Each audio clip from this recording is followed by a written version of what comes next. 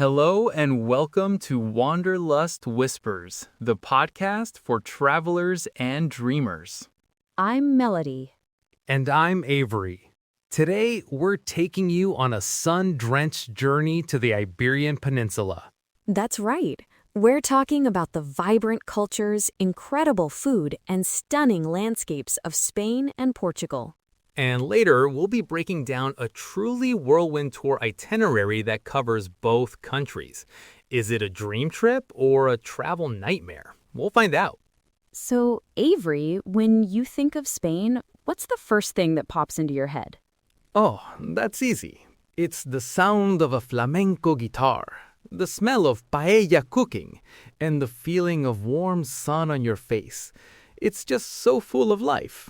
Totally. It's a country of passion, and it's so diverse. You have the incredible architecture of Gaudí in Barcelona, Right, the Sagrada Familia. the world-class art museums in Madrid, and then the deep history of Andalusia in the south, with cities like Seville and Granada.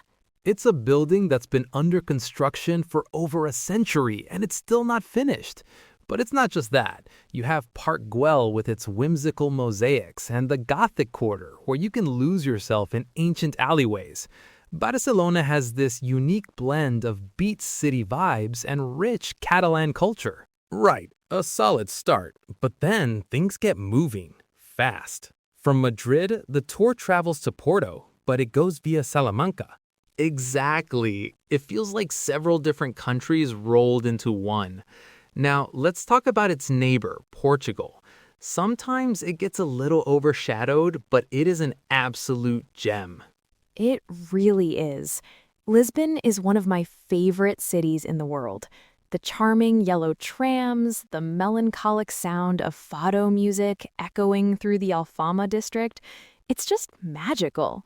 And you can't forget Porto in the north. The city's famous for its port wine, of course, but the views from the Dom Luis I Bridge are just breathtaking. And the food. I could talk about the food all day. In Spain, it's all about the tapas culture, sharing small plates, hopping from bar to bar. Oh yeah, gambas al ajillo, patatas bravas. I'm getting hungry just thinking about it. And in Portugal, the seafood is second to none. And the pastries. Who hasn't dreamed of a fresh, warm pastéis de nata right from the source in Belém? You're speaking my language. It's this beautiful blend of history, from the Moorish influence you see in the architecture to the grand monuments from the Age of Discovery. It's true, you really feel the weight and romance of history everywhere you go, which I think is a perfect segue into the tour we're looking at today. It is. We found this itinerary online described as an unforgettable tour of Spain and Portugal. And when you look at the stops, unforgettable is definitely one word for it. Let's dig in. Okay, so the journey begins in Madrid. A fantastic choice. It's the heart of Spain, full of elegant boulevards, the Prado Museum, and massive parks like El Retiro. A great place to start and get acclimated. Right, a solid start. But then things get moving, fast. From Madrid, the tour travels to Porto, but it goes via Salamanca. Salamanca is a stunning university town, a UNESCO World Heritage Site. But that's a significant drive. You're looking at several hours on a bus just to get from Madrid to Porto, with a stop in between. That's a long travel day. A very long day. And Porto itself is a city you want to savor. The description mentions its stately bridges and port wine production. You need time to walk the Ribeira district, tour a wine cellar. This itinerary seems to be pushing you onward pretty quickly. Exactly. The next stop is Coimbra, another riverfront city, home to one of Europe's oldest universities and the birthplace of Fado music. It's a beautiful, historic place. Yeah, it sounds lovely, but then the pace really picks up. The tour then discovers the monastery of Batalha, continues to the fishing village of Nazaré and Alcobaça, before finally stopping in Lisbon. Wow, that sounds like a single day's agenda. Battaglia is a masterpiece of Gothic architecture. You could spend hours there alone. To squeeze all of that into one travel leg on the way to Lisbon is ambitious. Ambitious is a polite word for it. And once in Lisbon, the tour hits the major sites: Belém Tower, Hieronymus Monastery, the Coach Museum, and Liberty Avenue. These are staples of any Portugal tour for a reason. They're incredible. Right, but just the Belém district where the tower and monastery are can easily be a full day trip. You want to take your time, get some of those pastries we mentioned. Rushing through it feels like a disservice. Totally agree. And just like that, we're heading back to Spain. The route goes through Cáceres and Córdoba on the way to Seville. Okay, stopping in Córdoba to see the Mezquita is a must-do if you're in the region. It's one of the most stunning buildings in the world. But then you get to Seville, and the tour mentions exploring Santa Cruz, the former Jewish quarter. Which is the heart and soul of Seville. It's a labyrinth of beautiful, narrow streets, courtyards. Seville is a city that begs you to get lost in it. It's a place for lingering, not just checking off a list. After that, the itinerary says you unwind on the breathtaking beaches of the Costa del Sol. I'm just not sure when the unwinding happens on a tour moving at this speed. That's the big question. From the coast, it's on to Granada to visit the Alhambra Palace and General Leaf Gardens.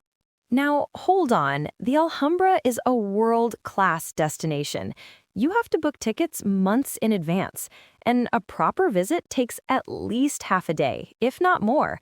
You absolutely cannot rush the Alhambra. It's a profound experience. A very good point. From there, the tour heads to Toledo, another beautiful city famous for its coexistence of Christian, Moorish, and Jewish cultures, before the final stop back in Madrid. So it's a massive, sweeping loop of the entire peninsula.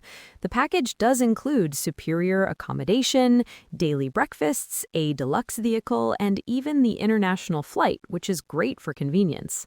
Right, let's break down the final verdict. The big pro here is that you see an incredible number of iconic landmarks in a relatively short amount of time. If your goal is to get a photo in front of as many famous places as possible, this tour delivers. Of course. And the all-inclusive nature takes away all the stress of planning, booking hotels, and navigating transportation. That's a huge plus for a lot of people. But the con, and it's a big one, is the pace. It's absolutely relentless. You'll be spending a significant portion of your vacation on a bus looking at things through a window. It's a tour of sightseeing, not necessarily a tour of traveling. That's the perfect way to put it.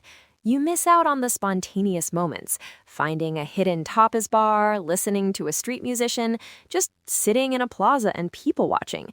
That's the magic of travel for me. Me too. I think for a trip of this length, a better approach might be to focus on one region. Spend 10 days just in Andalusia, or explore Lisbon and the coast of Portugal. Go deeper instead of wider. Exactly. Quality over quantity. You'll come back feeling like you've actually experienced a place, not just seen it. So, the unforgettable tour? It certainly would be, but maybe not for all the right reasons. It really depends on what kind of traveler you are. And that's our take on a whirlwind Iberian adventure.